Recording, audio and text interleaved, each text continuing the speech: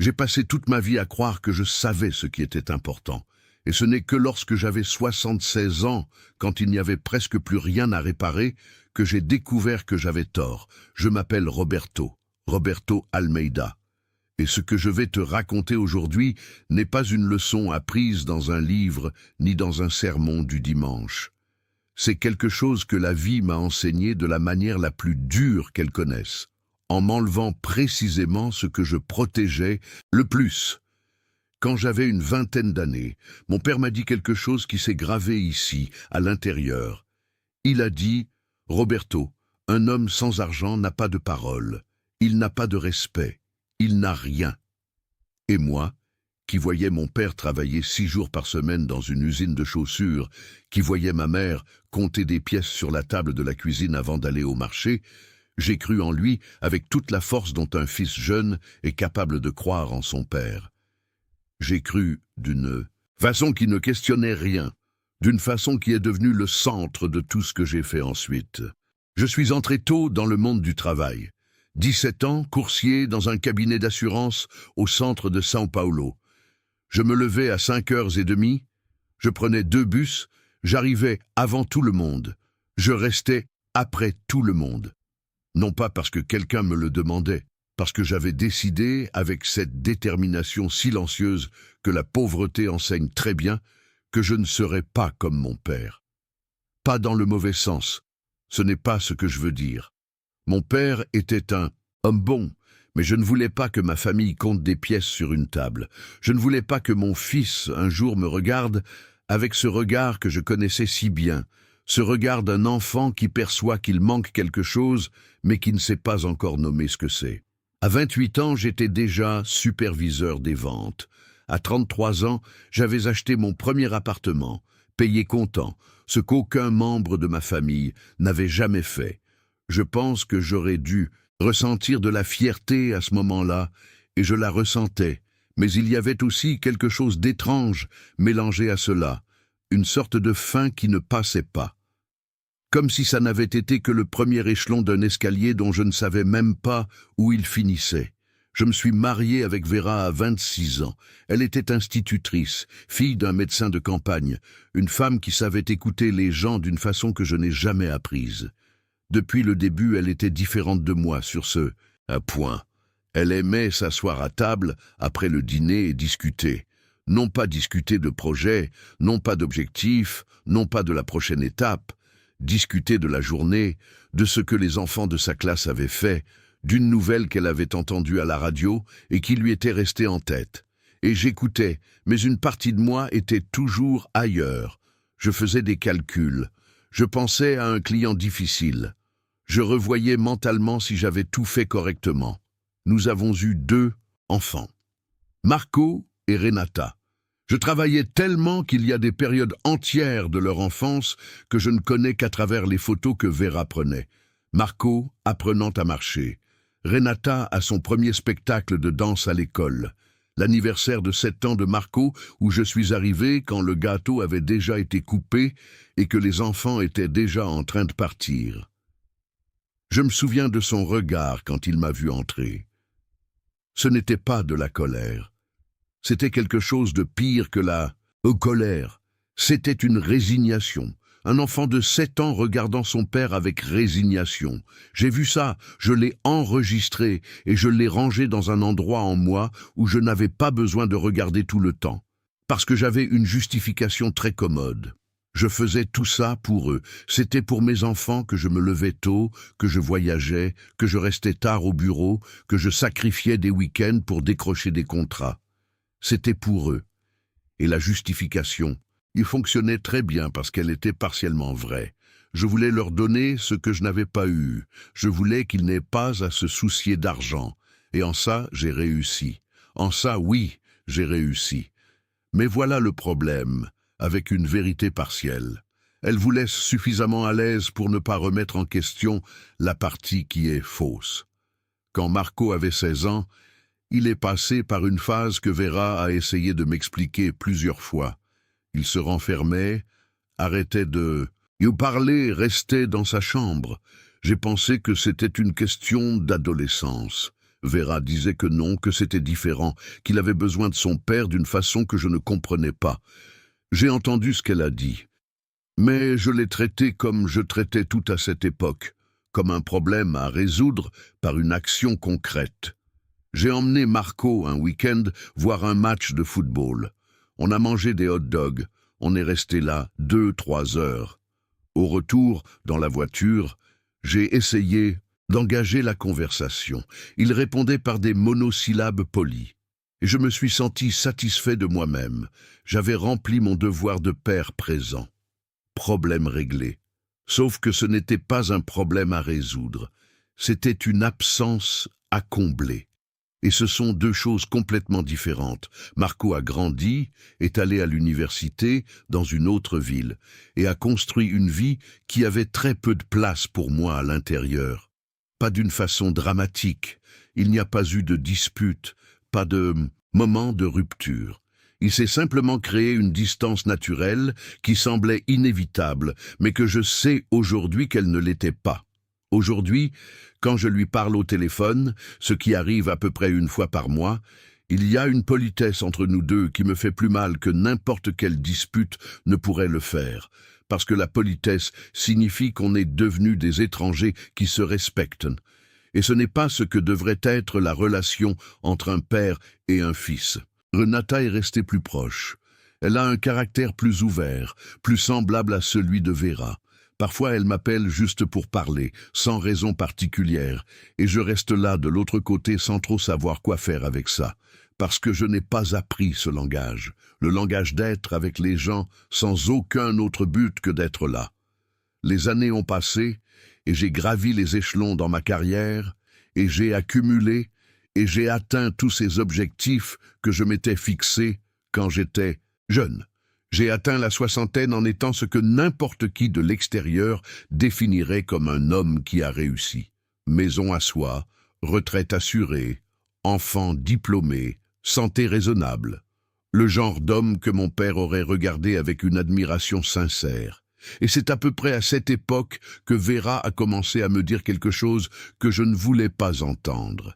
Elle disait, avec son calme habituel, que je ne savais pas me reposer, que même à la retraite, j'inventais des projets, j'étais plein de plans, je remplissais chaque heure de la journée avec quelque chose de productif, et que ça faisait du mal. Non pas à elle, elle le disait avec soin, mais à moi. Que je semblais être un homme qui avait peur du silence, que je n'avais jamais appris à simplement être. Je devenais défensif quand elle disait ça. Je disais que c'était ma nature, que j'avais toujours été comme ça, qu'il n'y a rien de mal à être actif. Et elle n'insistait pas. Elle avait cette sagesse de savoir quand arrêter de parler et attendre que la vie fasse son travail. La vie a fait son travail. Quand j'avais 68 ans, Vera est allée chez le médecin pour un examen de routine et est revenue avec une nouvelle que je n'étais pas prêt à recevoir. Un cancer. Pas un cancer quelconque, mais un déjà avancé, qui s'était tu trop longtemps. Elle avait un calme ce jour-là, qui m'a effrayé plus que la nouvelle elle-même. Elle s'est assise à la table de la cuisine, m'a regardé et a dit « Roberto, tout va bien se passer ». Et j'ai su qu'elle ne parlait pas du cancer, elle parlait d'autre chose. Les 2 années qui ont suivi ont été les 2 années les plus intenses de ma vie. Pas intense d'une façon que j'aurais choisie, mais d'une façon que, en regardant en arrière aujourd'hui, je reconnais comme la période où j'ai enfin commencé à me réveiller. J'ai tout arrêté, complètement arrêté. Il n'y avait plus de projet, plus d'objectifs, plus de production. Il y avait seulement Vera, et le temps qu'il lui restait, et la question silencieuse que je portais avec moi toute la journée, comment ai-je pu laisser passer tant de choses? J'ai commencé à m'asseoir avec elle après le dîner comme elle l'avait toujours voulu. Juste ça, s'asseoir et parler sans avoir nulle part où aller ensuite. Et c'est dans ce s'asseoir que j'ai découvert une femme que je croyais connaître complètement, et que, en fait, je ne connaissais qu'en partie. Elle m'a raconté des choses qu'elle avait ressenties au fil des années, et qu'elle ne m'avait jamais dites, parce qu'elle savait que je n'étais pas prêt à les entendre. Des rêves qu'elle avait gardés, des moments où elle s'était sentie seule, même en étant à mes côtés, et non pas avec amertume, elle n'était pas comme ça. avec une tendresse qui m'a brisé de l'intérieur d'une façon que je ne sais toujours pas bien décrire. Un soir, il restait peut-être 6 mois avant la fin. Elle a pris ma main et a dit « Tu sais que tu as été un homme bien, n'est-ce pas, Roberto ?»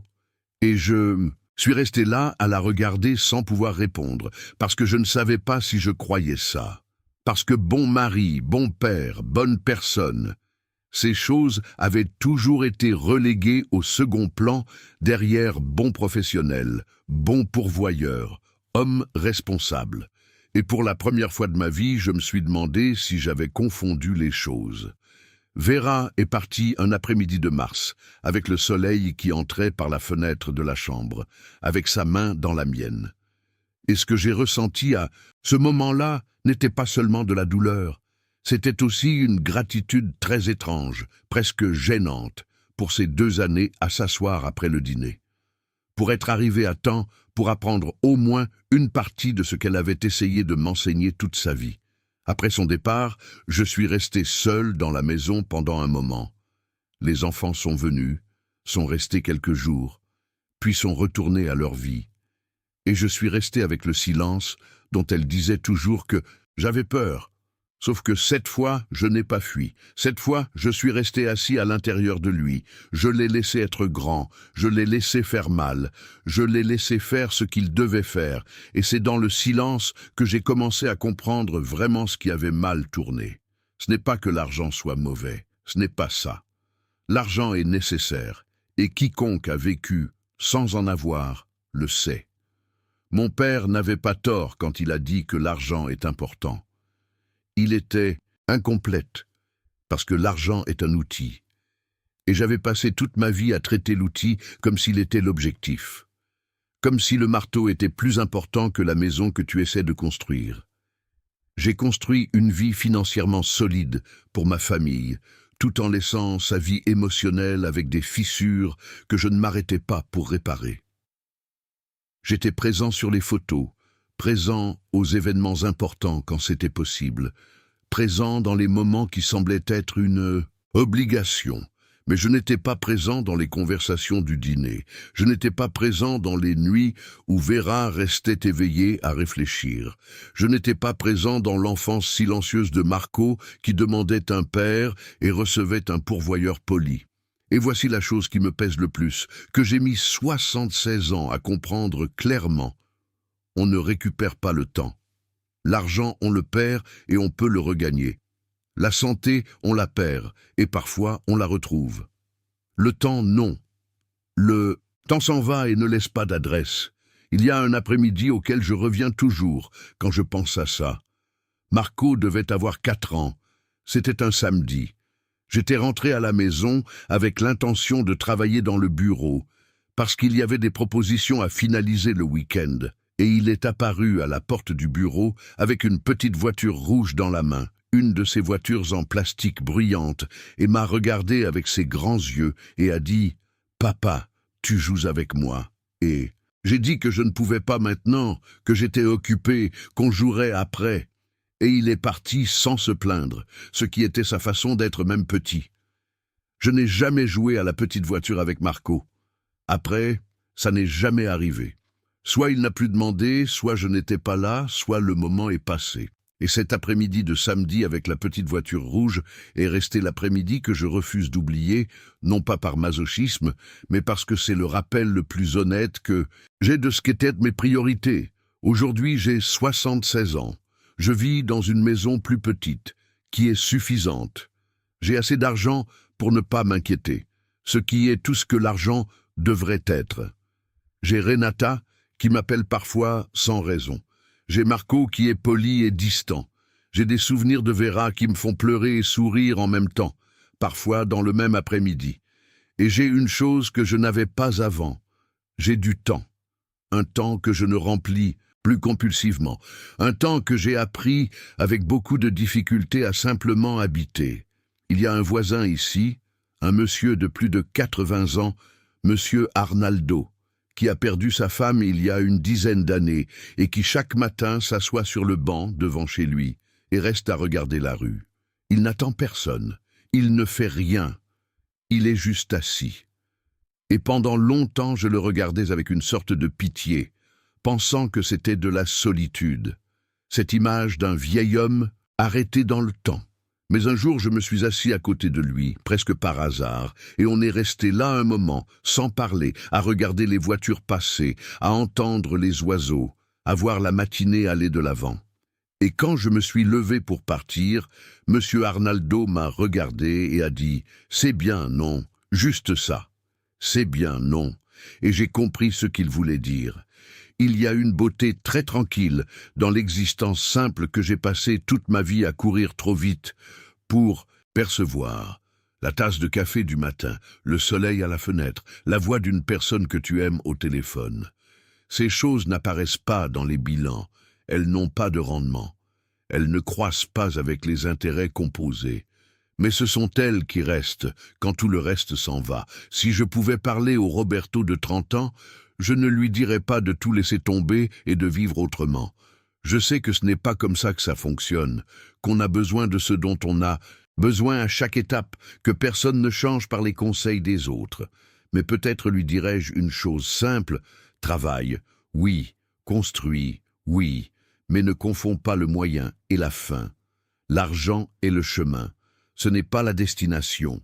Et de temps en temps, arrête la voiture, descends, et reste là à regarder où tu vas et qui est à tes côtés. Parce que tu regarderas en arrière un jour, tu peux en être certain, et les choses qui compteront ne sont pas celles que tu as accumulées. Ce sont celles que tu as vraiment vécues, de corps présent, avec le cœur ouvert. Je ne te raconte pas ça pour te laisser avec de la culpabilité. Ce n'est pas l'objectif. La culpabilité ne sert à rien. J'ai appris ça aussi. Je te le raconte parce que tu as probablement encore le temps de faire autrement. Parce que tu as probablement encore, ce soir, un dîner avec quelqu'un qui t'aime et cette personne voudra te raconter quelque chose sur sa journée et tu seras là physiquement. Mais la question est de savoir si tu seras là vraiment. J'ai eu tort pendant longtemps en croyant que la présence était synonyme de soutien, qu'aimer était synonyme de pourvoir, qu'être père était synonyme de garantir. Et ce sont des choses liées, oui, mais elles ne sont pas la même chose, et découvrir la différence à 76 ans est à la fois une douleur et une grâce. Une douleur parce que beaucoup de choses sont déjà passées et ne reviennent plus. Une grâce parce qu'il reste encore du temps pour être différent, même dans un souffle plus court, même dans un après-midi avec Renata, même assis sur le banc avec Monsieur Arnaldo un samedi matin à regarder la rue. Vera savait ça toute sa vie. Elle n'avait pas besoin de l'apprendre. Elle était déjà comme ça. Et c'est peut-être la chose qui me manque le plus. Ce n'est pas la Vera qui est restée à mes côtés pendant plus de 40 ans, bien que cette absence soit trop grande pour tenir dans des mots. C'est la Vera que j'aurais pu écouter plus tôt. La Vera qui a essayé de m'enseigner et que j'ai laissé attendre. Ne répète pas cette erreur. C'est la seule chose que je te demande.